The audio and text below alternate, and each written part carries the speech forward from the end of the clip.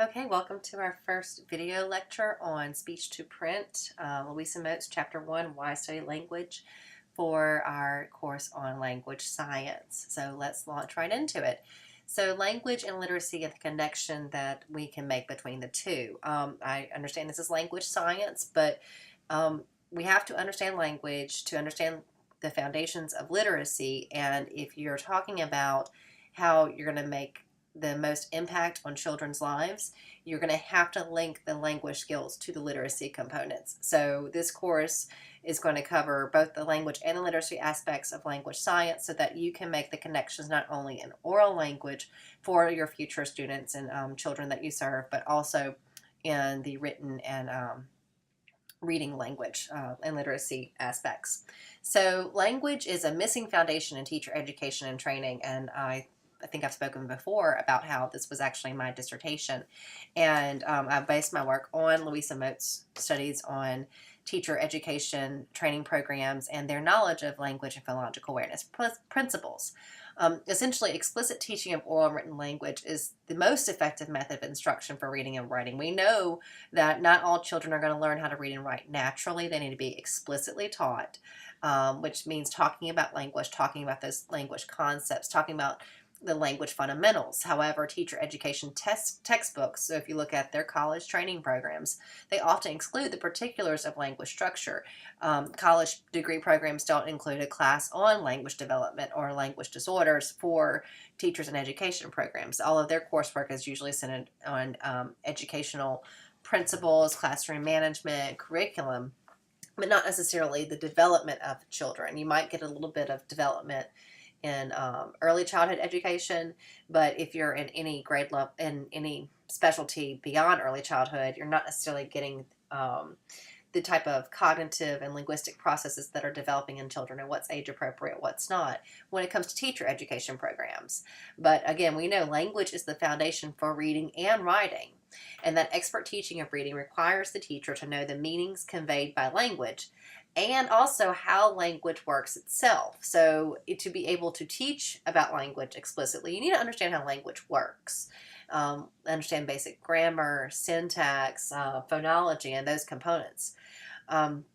So how this ties in language and literacy together, language demands of reading and writing differ from spoken language. And as you go through your coursework and your studies, you'll learn a little bit more about this, about the differences between reading and writing. But I mean, it can be summarized in this way.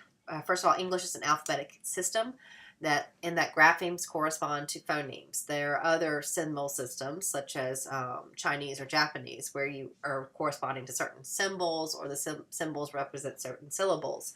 But with English, it's an alphabetic system that every sound is represented by a grapheme or a letter or a series of letters. Written text, we know, has a higher vocabulary and syntax and sentence structure than spoken language. If you think about how I'm speaking right now, that would be different probably than how I'm writing, because you'd have more time to think about what you're saying and how you want to say it, and to edit it, and to look up words that, in the thesaurus for that are synonyms that might convey your message better. So when you read, even at kindergarten level, kindergarten books and the kindergarten curriculum have higher vocabulary than your average oral language in everyday speaking. Language should be a focus during reading, writing instruction. You should be talking about these things. However, it's not necessarily explicitly built into reading programs. And reading is also affected by the knowledge of spoken language. So the background knowledge children are coming to you with, and you'll learn more about this in your studies too, how children from culturally deprived backgrounds or low socioeconomic status aren't necessarily going to have the language foundations coming into school. And we see that greatly in Mississippi. We know we have a high poverty rate. We know we have a high population that does not speak mainstream American English. We speak Southern English and Southern dialect and African American dialect. So that's going to affect their language foundations when they're coming into reading and writing, because in reading and writing, everything is done in standard English. And so children's background knowledge and what they're bringing to the table as far as what their experiences are also affects their reading and writing ability, because we make connections by applying it to what we already know. So just a brief overview of Table 1.1. This is a general overview of what this book is going to cover. The components of the language system and its relevance to reading and writing. So orthography is the written correspondences between speech and print. That and how this relates to reading and writing is that we have a spelling system that must be decoded for reading and encoded for spelling. Encoding being that how you break words down sound by sound and to spell them. In the language system, we have phonetics. You've taken a course of phonetics in your undergraduate studies, and that is the articulation of speech, the 40 plus phonemes that we have representing all the sounds in the English language. And how this relates to reading and writing is a description of speech sounds that allows us the teaching of phoneme awareness. Children have to have a knowledge of phonemes and how words can be broken down into sounds in order to be able to apply a reading word attack skill to break it down and sound out a word that they don't know and know the letter sound correspondence, which leads into phonology. We have phonology is a system of rules governing speech. This is where your articulation falls in and how we're speaking and the rule systems that we follow for speech. And this applies to reading and writing because the knowledge of patterns leads to word recognition.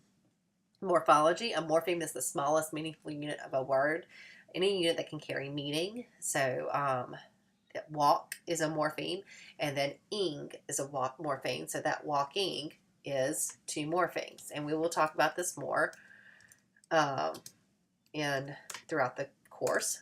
But morphology, again, morpheme is the smallest meaning of a word. Two morphemes. So how that relates to reading and writing.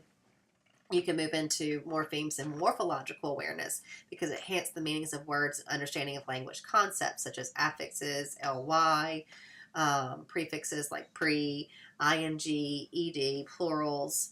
All of those grammar concepts fall into morphology, and using those, the knowledge of those, when you see ing in a word carrying that meaning, affects their reading and their reading ability and their reading fluency.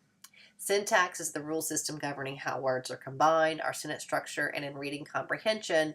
Our reading comprehension depends on our syntax interpretation, and the written expression depends on our syntax formations, how words and phrases can be put together and how they can't work together, because there are certain ways we can combine words and certain ways that we cannot. We know that if we combine words in a certain way or a phrase in a certain way, it will not make sense in the English language.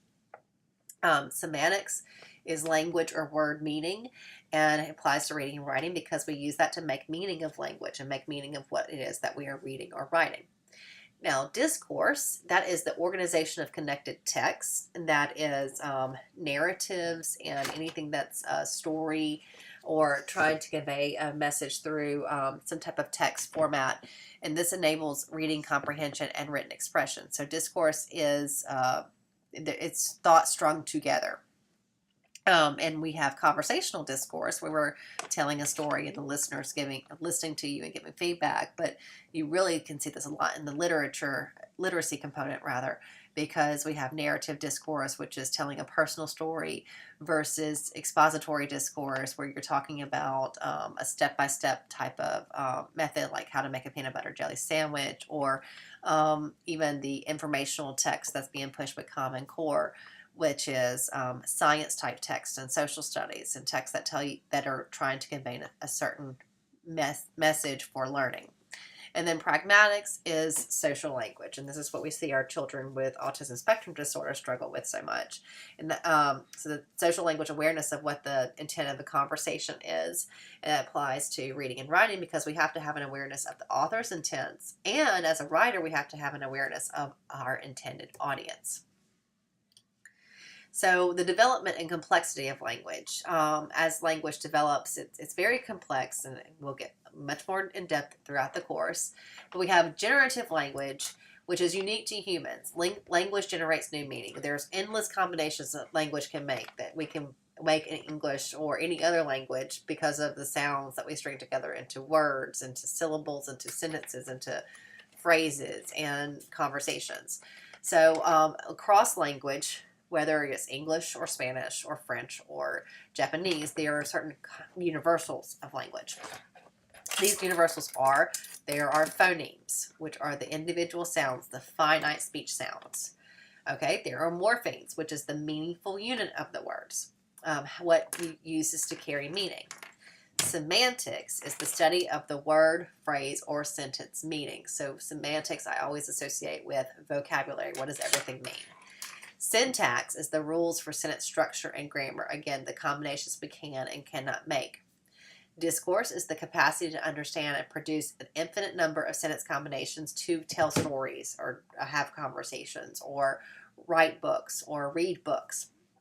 And then pragmatics is our social communication. So across all languages, we see these components. And when I was in graduate school, we always talked about the 5 components of language: phonology, morphology, semantics, syntax, and pragmatics. Discourse has been added as the literature has advanced and developed, and I'm glad it's included in this as well. So put that in your mind, the 6 essential components of language. Now, there are tools for reading and writing. Now, when it's talking about reading and writing in the context of this book discussion, reading and writing is relatively new in relation to how long humans have been around and how long we've been using the written language as a primary means of communication. And written language has become extremely important in the 20th and 21st centuries. If you really look at reading and writing and literacy prior to the 1900s, prior to the Industrial Revolution, it was not a necessary component for your functioning in society. You could have a job, which might have been to maintain your farm and to feed your family, without having to know how to read. And of course, women weren't being taught how to read, and others from different socioeconomic backgrounds were not taught how to read. And only in the 1960s did we really start in the United States saying everybody must be taught to read and to write and math, the 3 R's, and they must be taught equally. So there's a long history, there's a shorter history of our literacy and our literacy education than there is of our oral language. We've been talking for thousands of years since we were created, and we've used the oral language to convey our stories over generations rather than writing things down necessarily. So all that to say is reading and writing is relatively new, so it's not necessarily as ingrained in our brain and maybe genetically driven and biologically driven as oral language is. And then when you look specifically at the English language, it is one of the most complex alphabetic orthographies to have.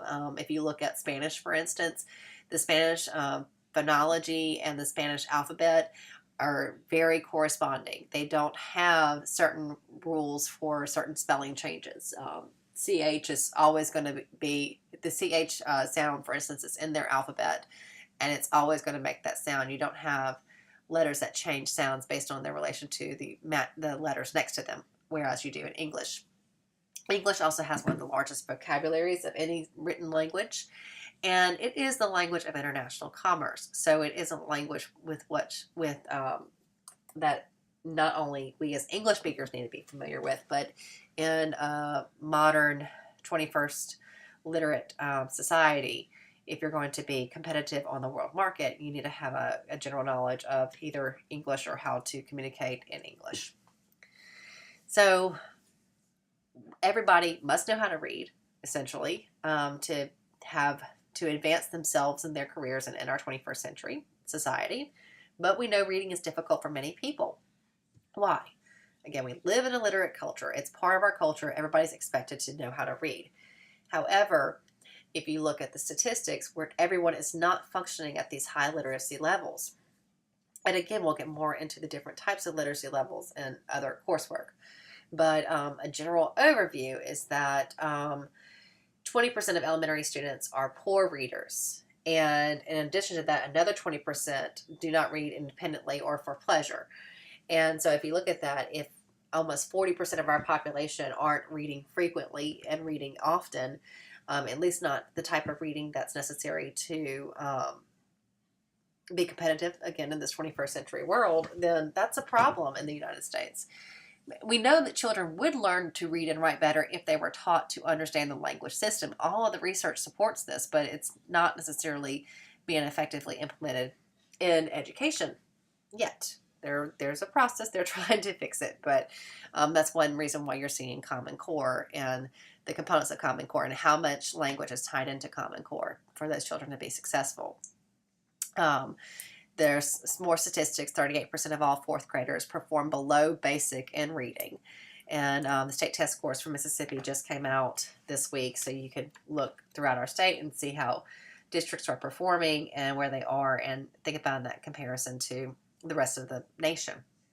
We know that children from high poverty and ethnic minorities have astronomical reading failure rates, 60 to 70% of the population. And that's pretty much what we see in Mississippi, if not higher. Our special education graduation rate, I think, is less than 30%.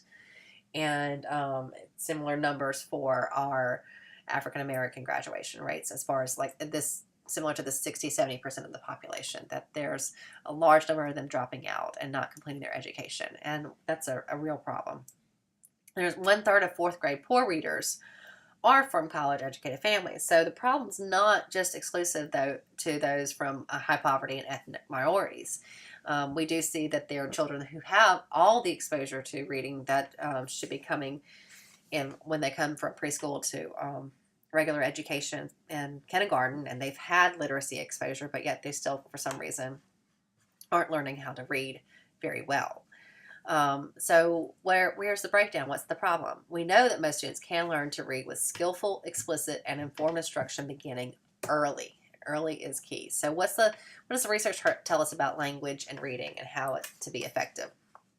The language processing is largely unconscious. We're not thinking about how we're processing language as we're processing language. We just understand. You're just listening to me talk right now, and you're processing what I'm saying.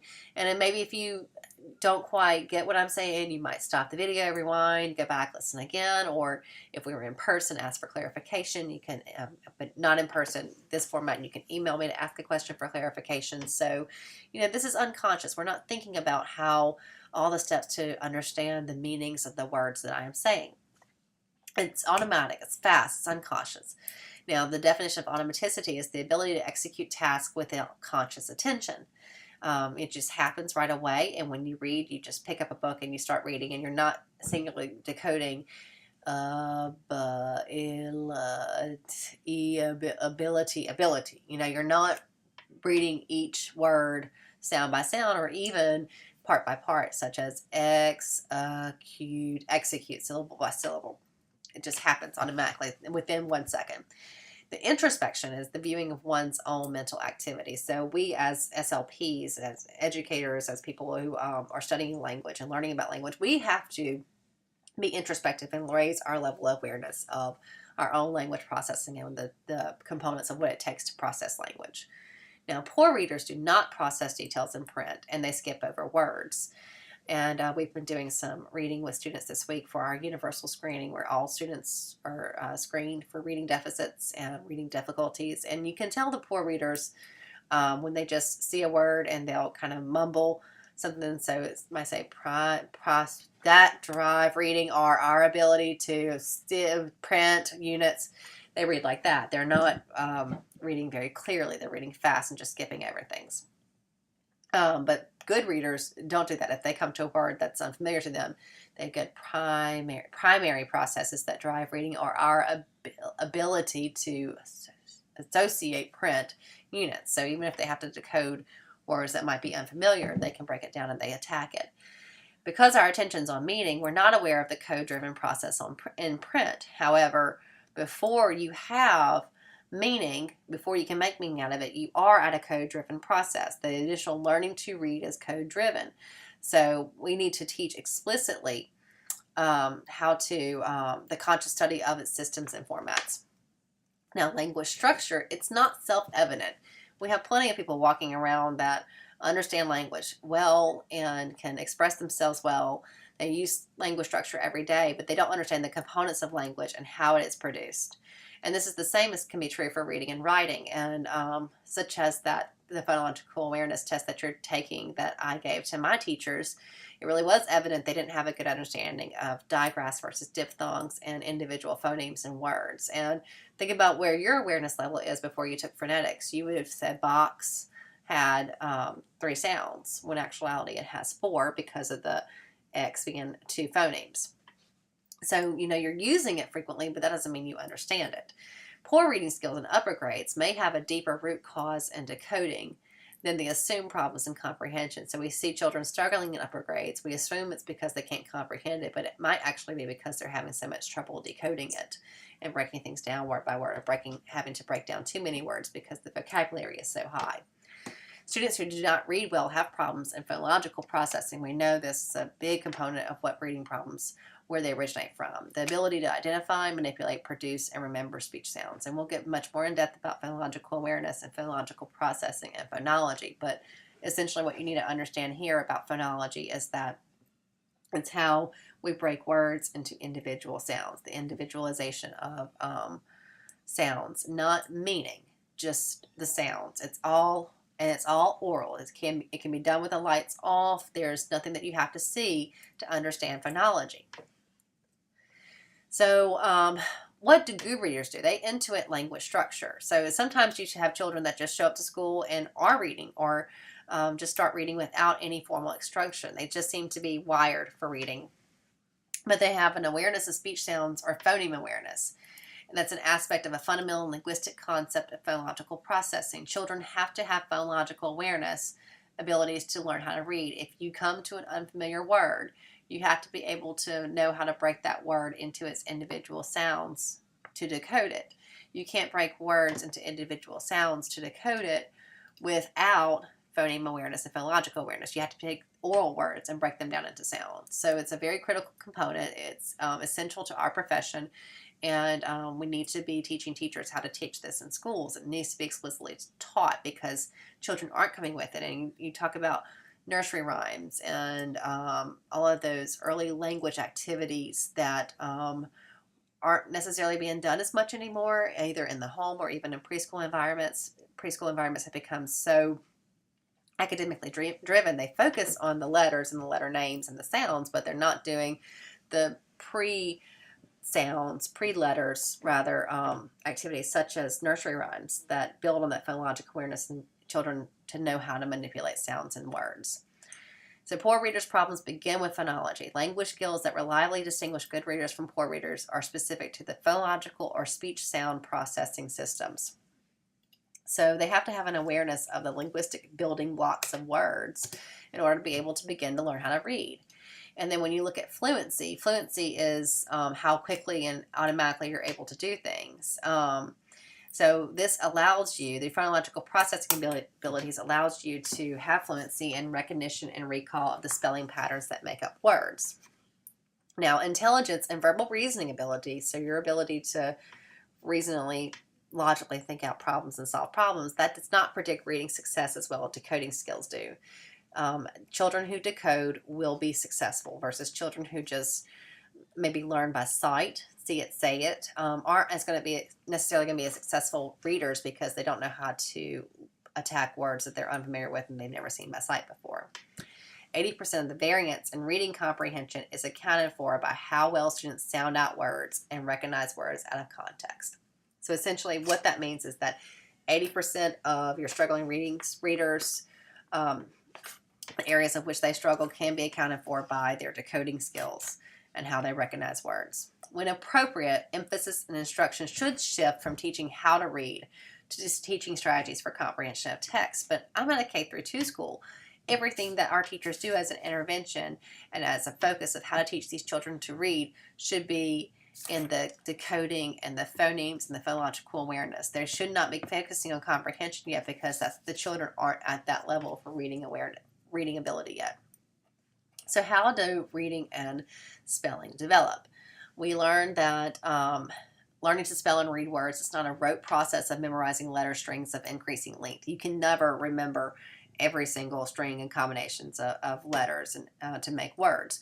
You learn what the letter sounds represent, and then you start making a pattern of process. So you learn cat, at, and then you start saying, okay, I see another at words. That's at, oh, and that's bat, and that's mat. And you're no longer breaking it down, at, at, b, at, but you can say at, cat, b, at, bat, because you have that automaticity for at.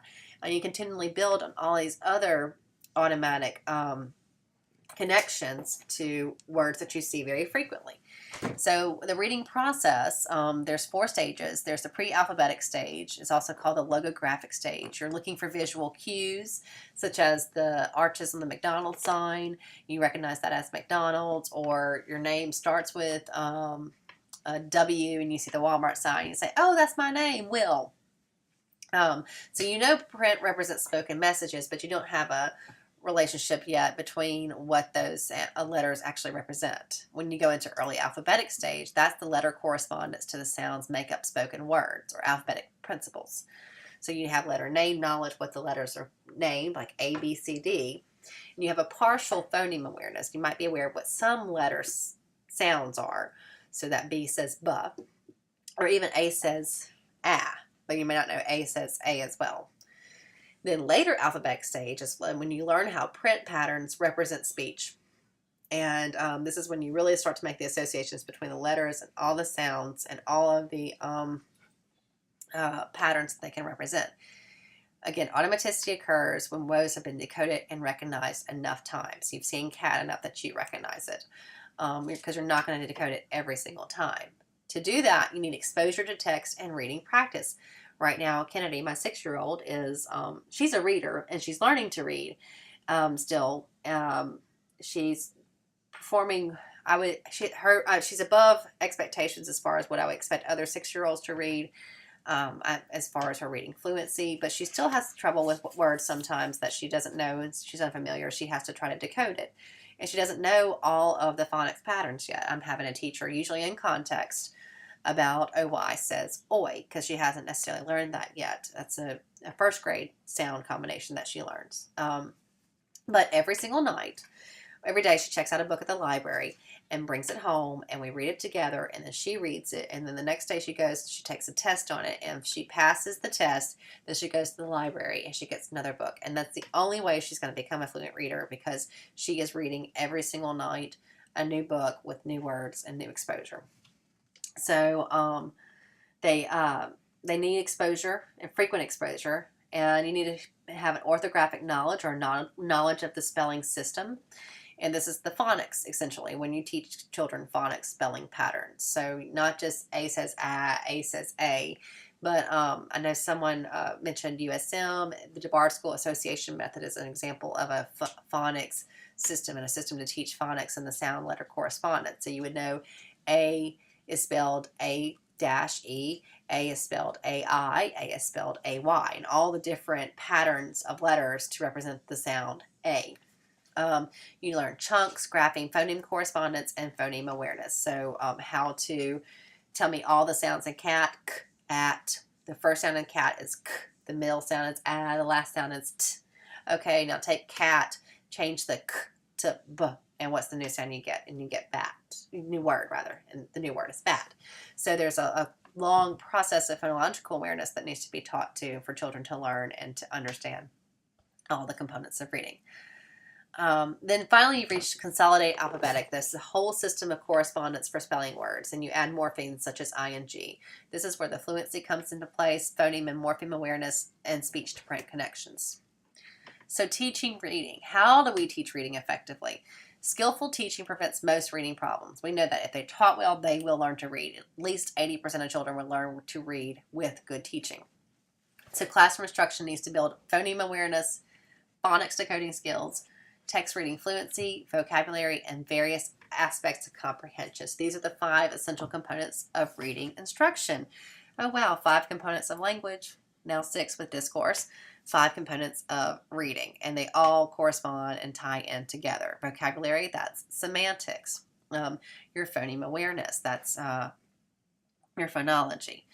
And so you can see how every system of language ties into these components of what is necessary to learn how to read and what must be taught. But schools need strong leaders, valid programs, well-prepared and well-supported teachers. And the breakdown seems to be a lot about how we're preparing teachers to teach reading in their educational training programs. So teaching reading is complex and challenging. The teachers who are most effective have the content knowledge and the practical skill and are more inclined to use systematic, direct, explicit, structured language methods to teach reading. The ones that know the most about language are the best teachers at teaching reading and the language fundamentals of reading. Teachers who accept and support the necessity for teaching language explicitly are more receptive to professional development about reading instruction and language development and are more likely to have successful students. The best teachers differentiate instruction. This is a big buzzword in education, so you need to learn it now, which means they teach based on individual student needs. You have a high, middle, and low group. Your high group, you're enhancing them because they're already reading, but you're giving them higher level text, and you're asking them inferencing questions and prediction type skills. Versus your lower group, you might be teaching them just the phonological awareness, still the rhyming words. Okay, let's do the activity, a syllable activity. Tell me all the syllables in caterpillar, watermelon, watermelon. Teaching them how to break words down into sounds. So, and that's not saying that you put a whole class of children at the same ability level, because you want them to be exposed to peers of various ability levels. But when it comes to instruction, you teach on their level so you can move them and grow them up based on what they already knew.